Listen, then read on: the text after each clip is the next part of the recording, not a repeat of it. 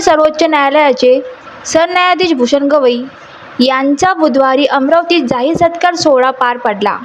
गुरुवारी ते संभाजीनगरकडे जाण्याच्या तयारीत असताना ढगाळ वातावरण, पाऊस आणि दृश्यमानता अयोग्य असल्यामुळे एअर ट्रॅफिक कंट्रोलने विमानाचे टेक ऑफ करण्यास असमर्थता दर्शवली। दरम्यान ही स्थिती कायम असल्यास चारचाकी वाहनाने संभाजीनगर गाठण्याचा निर्णय घेण्यात आला।